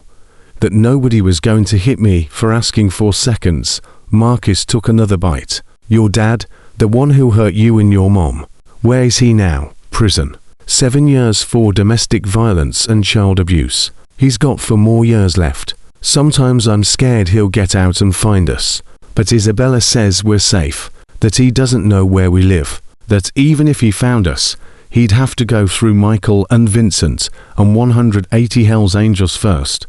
Are you scared here in this house? Sometimes when I hear loud voices, even if they're not angry, my body reacts, goes into panic mode. But Isabella and Michael, they never yell, never raise their voices, never hit. 3 years in foster care before here, and those families yelled, slammed doors, threw things. This is the first place I felt safe. Marcus ate slowly, listening. Sam sat on the floor, comfortable in the silence. Jake said you were homeless. Marcus said, 4 months. His mom was an addict, died from an overdose when he was 12. No other family. CPS placed him in a group home. The director was awful. Not as bad as your Harrison guy, but bad enough. Sold food meant for the kids. Kept the heat to low. Jake ran, lived in parks, under bridges. He survived winter in Chicago homeless. At 12 years old, Marcus's chest tightened. How did he end up here? Michael found him. Michael's a paramedic. Responded to a call about a sick kid in Humboldt Park. It was Jake. Pneumonia, dehydration, hypothermia. Michael brought him to the hospital. Stayed with him. Called Isabella. They fostered him as soon as he was discharged. That was 3 years ago. They adopted him last year. So there's hope, Marcus said quietly. For people like us, there's always hope. You just have to find people who see you, who choose you. Isabella and Michael chose me. They chose Jake. They chose Maya. Now they're choosing you. After Sam left, Marcus finished the lasagna. Every bite felt like reclaiming something. Normalcy, humanity, hope. When he was done, he changed into the new clothes. Soft cotton t-shirt, sweatpants. They fit perfectly. He lay down on the bed, pulled the blue comforter over himself, and waited for the panic to hit, for the walls to close in, for the certainty that this was temporary, that he'd be back on the streets by morning. But it didn't come. Instead, exhaustion crashed over him. Real exhaustion. Not survival exhaustion, where you sleep with one eye open. Deep exhaustion, where your body finally accepts safety. He was asleep in minutes. The nightmare came at 3 a.m. Marcus woke up screaming, fighting invisible hands. Convinced he was back in Lakeside with Roger Vance looming over him. He fell out of bed, scrambled to the corner, pressed his back against the wall. The door opened. Light flooded in. Marcus's hands came up defensively. Marcus, you're safe. You're in Lincoln Park. You're in our house. Nobody's hurting you. Michael's voice, calm, non-threatening. He stayed in the doorway. Didn't approach. Marcus's breathing slowed. He recognized the room. The blue sheets. The bookshelf. Not Lakeside. Safe. I'm sorry, Marcus gasped. I didn't mean to wake everyone. You didn't. Just me. Light sleeper. Comes with being a paramedic. Jake's still asleep. Sam, too. Isabella's downstairs making tea. You want some? Marcus nodded. Followed Michael down to the kitchen. Isabella was at the stove heating water. She turned, smiled gently. Rough night. Nightmare about Vance. About Lakeside. First night in a new place is always hardest. Your brain doesn't believe you're safe yet. Takes time. She poured tea. Chamomile. This helps. Or doesn't. But it gives you something to hold. Something warm. They sat at the kitchen table drinking tea. Not talking about the nightmare, unless Marcus wanted to. Can I ask you something? Marcus said after a while. Anything. Why do you do this? Foster kids. Adopt kids. Taking broken teenagers in the middle of the night. You could have a normal life. No trauma. No nightmares. No complications. Isabella and Michael exchanged looks. Isabella spoke first. My brother was in foster care 20 years ago. He was 12. Our parents died in a car accident. I was 19. Not old enough to take custody. The state placed him with a foster family. They were supposed to protect him. Instead, they abused him physically, emotionally. He ran away after 6 months. I found him living on the street, got custody, raised him. But those 6 months destroyed something in him. He struggled his whole life. Addiction, depression, suicide attempts. He died 3 years ago. Overdose. Marcus's throat tightened. I'm sorry. I couldn't save my brother. But I can save other kids like him. Kids the system failed. Kids who need someone to fight for them. So that's what Michael and I do. We fight. We foster. We adopt. We give kids what my brother should have had. Safety, love, a chance. And honestly, Michael added, these kids, Jake, Sam, Maya, now you're not burdens, you're blessings. You teach us about resilience, about courage, about surviving impossible things and still choosing kindness. You make us better people. I don't feel like a blessing. I feel broken. Broken and blessed aren't mutually exclusive, Isabella said. You're both. And that's okay. They sat in comfortable silence until Marcus felt steady enough to try sleeping again. He went back to his room. This time, he left the door cracked, let the hallway light spill in, let himself believe he was safe. He slept until noon, woke to sunlight streaming through windows, and the smell of bacon. He got dressed, went downstairs. Jake and Sam were at the table doing homework. Maya was coloring. Michael was cooking. Morning, Jake said. Or afternoon. Whatever. You sleep okay after the nightmare. Marcus appreciated the directness. No pretending it hadn't happened.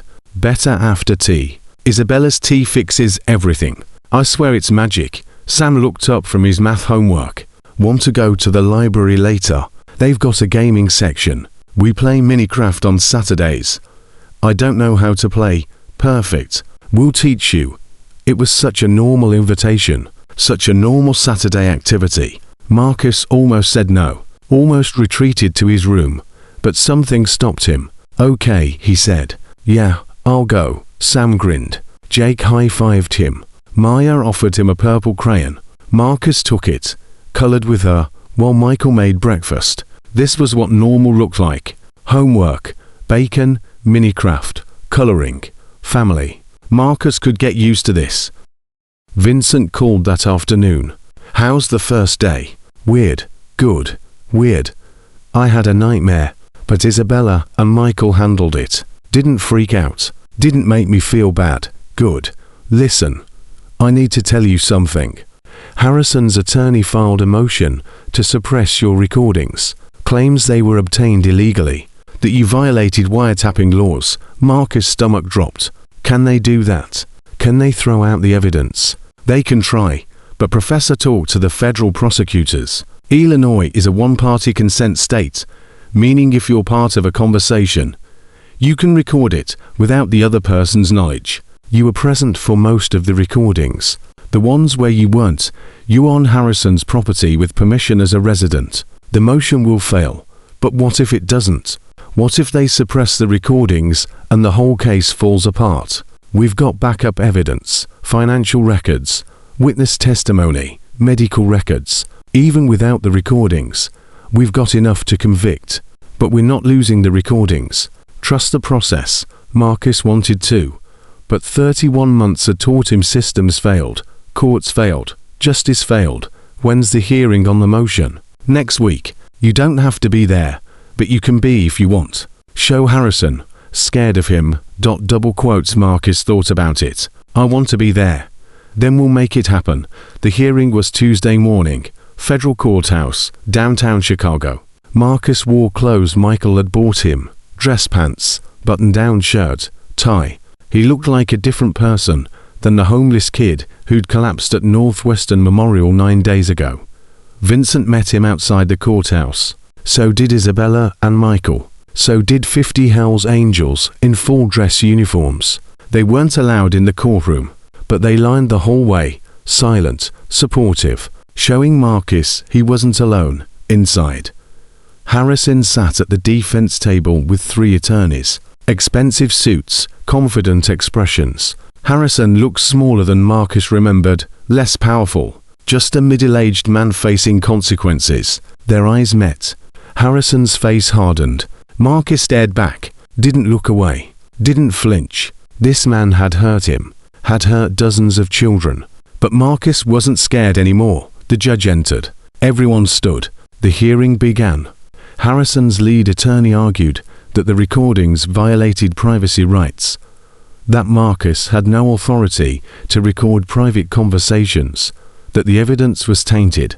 The federal prosecutor countered, cited Illinois law, presented documentation that Marcus had been a legal resident of Lakeside with full access to common areas where conversations occurred, argued that Harrison had no expectation of privacy when discussing criminal activity on his own property. The judge listened, asked questions, reviewed case law. After 90 minutes, she made her ruling. Motion to suppress is denied. The recordings were obtained legally under Illinois one-party consent statutes. Mr. Chen had every right to document conversations he was part of or that occurred in his presence. The evidence stands. Furthermore, given the nature of the charges and the evidence presented, I'm denying bail. Mr. Harrison will remain in federal custody pending trial. This trafficking network operated 4 years under his direction. He poses a flight risk and a danger to potential witnesses. Remand the defendant. Harrison stood shakily as marshals approached. He looked at Marcus one last time. No remorse, no apology, just anger that he'd been caught. Marcus watched them lead Harrison away in handcuffs. Watched justice happen. Watched the man who destroyed so many lives face consequences. Outside the courtroom, media swarmed.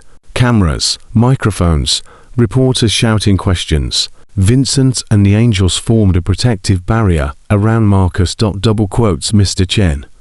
How does it feel to see Harrison denied bail? Marcus, what do you want to say to other children in abusive situations? Marcus stopped. Vincent touched his arm. You don't have to talk to them. I want to.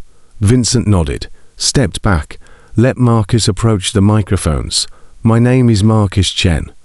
I am 16 years old. For 31 months, I was homeless because Gerald Harrison expelled me from his facility for protecting a younger child from abuse. I survived 3 Chicago winters on the streets. I documented Harrison's crimes because I knew nobody would believe a homeless kid without evidence. The reporters were silent now. Recording. Harrison trafficked 17 children. He embezzled over $6 million meant to feed and house vulnerable kids. He worked with corrupt CPS workers and judges to hide his crimes. 14 former residents died after he discharged them. 43 children were rescued from his trafficking network. Marcus' voice got stronger. To any child watching this who's in an abusive situation, document everything. Tell someone. Keep telling until someone listens. You are not worthless. You are not disposable. You matter. Your voice matters. Your truth matters. He touched the dog tags under his shirt. My father taught me to never leave a fallen comrade. Every child in foster care, every homeless kid, every youth who's been failed by systems meant to protect them. You're not alone. There are people who will fight for you, who will believe you, who will stand with you. You just have to be brave enough to speak up. The reporters erupted with more questions, but Marcus was done. He turned, walked through the line of Hell's Angels, got into Isabella's car. The trial took 8 months. Marcus testified 3 times, faced Harrison's attorneys, answered their questions, stayed calm when they tried to discredit him. The recordings were played, financial records presented. 43 rescued children gave victim impact statements. The jury deliberated for 6 hours. Guilty on all counts. Harrison was sentenced to 47 years in federal prison. No parole eligibility for 32 years. He'd be 87 before he could even apply for release. Monica Hendricks got 23 years. Roger Vance got 18. The 3 judges got sentences ranging from 12 to 17 years. 37 total convictions. 37 people who'd hurt children now facing justice. The Marcus Chen Child Protection Act passed Illinois legislature unanimously. Monthly facility inspections, quarterly audits, youth advocacy boards, anonymous hotlines, mandatory reporting, whistleblower protections. Within 2 years, 47 abusive facilities were shut down across Illinois. Hundreds of children were moved to safer placements. The law was adopted by 8 other states. The Guardian Angels initiative expanded to 12 states, helped over 1,800 children, shut down 34 trafficking operations, recovered 17 enslaved children, raised over $18 million for child welfare programs. Marcus graduated high school with honors, full scholarship to Northwestern University, studying social work. He wanted to work in the system, fix it from inside, make sure no other child fell through the cracks. Isabella and Michael formally adopted him 6 months after Harrison's conviction. Marcus Chen became Marcus Chen Rodriguez, part of a family permanently. On his 18th birthday, the Hells Angels gave him an honorary patch, not full membership, but protected family status. 180 brothers who'd stand with him forever. Emma Rodriguez, now 6 years old, stood at the ceremony. She'd kept Marcus's father's military jacket, wore it over her dress, even though it still dragged on the ground. "You gave me your coat," she said seriously. "You saved my life. Now you're part of our family forever." Papa says that's how it works. You save someone, you become family. Marcus knelt down, hugged her. "I think your papa's right." Vincent approached, carrying something wrapped in leather. "Marcus, your father was a ranger, taught you honor, taught you to never leave a fallen comrade. You lived those lessons even when it nearly killed you. This is for you." He unwrapped it. A custom motorcycle vest, Marcus' name embroidered across the back, protected by angels across the shoulders, and at the center, his father's combat patch from Afghanistan. "You're one of us now," Vincent said. "Not because you wear our colors, but because you embody what we stand for. Protection, brotherhood, fighting for those who can't fight for themselves." Marcus put on the vest. It fit perfectly. He looked at the assembled angels, at Isabella and Michael and his siblings, at Emma, at the family he'd built from nothing. 3 years ago, he'd been homeless, invisible, convinced he was worthless. One choice to save a freezing child had changed everything, had exposed corruption, had dismantled a trafficking network, had saved hundreds of children, had changed laws, had proven that one person's courage could create ripples that became waves, that became tsunamis of justice. "Thank you," Marcus said to Vincent, "to everyone, for seeing me, for believing me, for standing with me, for teaching me that family isn't about blood. It's about who shows up when you need them most." He touched his father's patch on the vest. "Dad, I hope I made you proud. I didn't leave them behind. The fallen comrades, the forgotten children. I fought for them and I won." The angels raised their fists in solidarity. Emma clapped. Isabella cried happy tears. Michael put his arm around Marcus' shoulders. This was home. This was family. This was what happened when broken people chose to heal together instead of suffer alone. Marcus Chen had been invisible for 31 months, but he'd never been worthless. He'd never been disposable. He'd always mattered. It just took the right people to see it, and once they did, everything changed. Because that's what happens when you save a life, when you speak truth, when you refuse to let injustice win. You don't just change your own story, you change the world.